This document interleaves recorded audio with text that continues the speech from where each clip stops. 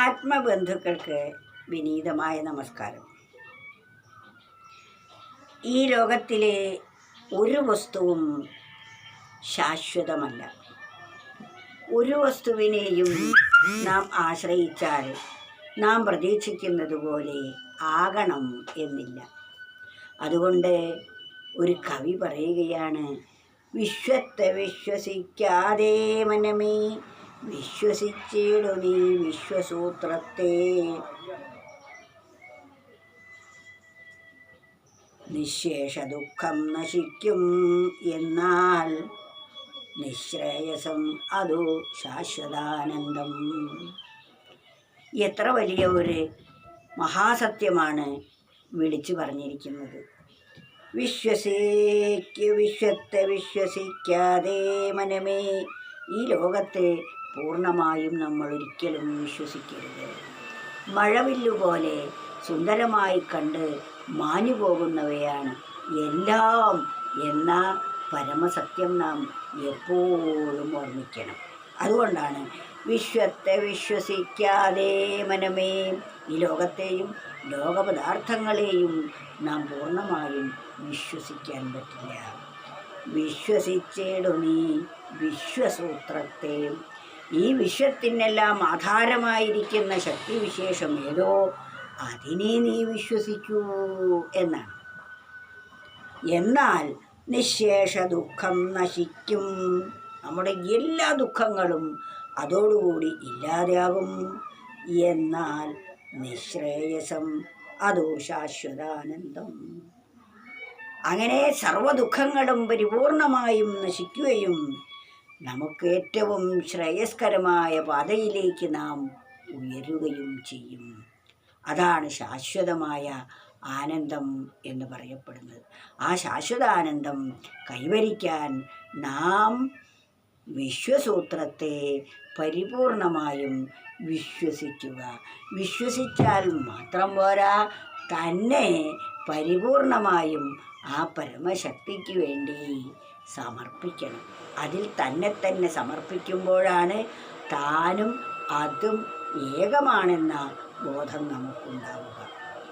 ആ അവസ്ഥയിലേക്ക് നാം ഉയരുമ്പോഴാണ് ഈ പറഞ്ഞ വാക്കുകൾ സത്യമായി ഭവിക്കുന്നത്. വിശ്വത്തെ വിശ്വസിക്കാതെ മനമേ വിശ്വസിച്ചിടു നീ വിശ്വസൂത്രത്തെ. നിശേഷ ദുഃഖം നശിക്കും എന്നാൽ നിശ്രേയസം അതു ശാശ്വതാനന്ദം. ശാശ്വതമായ ആനന്ദം അതുകൊണ്ട് മാത്രമേ നമുക്ക് കൈവരിക്കാൻ സാധിക്കുകയുള്ളൂ. മനുഷ്യജന്മത്തിൻ്റെ പരമമായ ഉദ്ദേശവും ലക്ഷ്യവും അതുതന്നെയാണ്. അതറിയാൻ വേണ്ടിയാണ് ഈ മർത്യദേഹമെടുത്ത് ഈ ഭൂമിയിൽ വന്നിരിക്കുന്നത്. ആ പരമാത്മാവ് തന്നെയാണ് ഈ പ്രപഞ്ചം മുഴുവൻ ഇത്തരത്തിൽ രൂപാന്തരപ്പെട്ട് പഞ്ചഭൂതങ്ങളെ സൃഷ്ടിച്ച് ആ പഞ്ചഭൂതങ്ങളെ പരസ്പരം കൂട്ടിച്ചേർത്ത് ദേഹമാകുന്ന ഒരു കൂടുണ്ടാക്കി ആ കൂട്ടിലിരുന്ന് താൻ ഈ തൻ്റെ വൈഭവങ്ങളെ കണ്ട് ആസ്വദിക്കാനാണ് വന്നത്. പക്ഷേ ഇവിടെ എത്തി താൻ ഈ ദേഹത്തിൽ വന്ന് ദേഹത്തെയെല്ലാം പ്രവർത്തിപ്പിച്ച് ഇന്ദ്രിയദ്വാര താൻ പുറത്തേക്ക് നോക്കിയതോടുകൂടി അത്ഭുതകരമായ ഈ പ്രപഞ്ചം ശബ്ദസ്പർശ രൂപ രസഗന്ധാദികളായി വേർതിരിച്ചു. ആ തന്നെ മറക്കുകയും ചെയ്തു. താൻ എന്തിനു വേണ്ടിയാണ് വന്നത് എന്ന കാര്യം മറന്നു.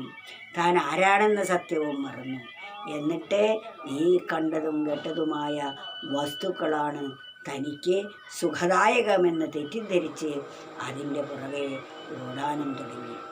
ഈ അവസ്ഥ മനസ്സിലാക്കി അവയിൽ നിന്നെല്ലാം നാം ഇതിൻ്റെയൊക്കെ സത്യാവസ്ഥ മനസ്സിലാക്കി ഇതിൻ്റെയൊക്കെ പൊള്ളത്തരം മനസ്സിലാക്കി താൻ തൻ്റെ ഉറവിടത്തിലേക്ക് തിരിച്ചു പോകുമ്പോൾ പരിപൂർണാനന്ദമായിരിക്കും. പരിപൂർണാനന്ദമോ മീതേ മനമേ, പരിതാപം നൽകുന്ന വിഷയമോ മീതേ.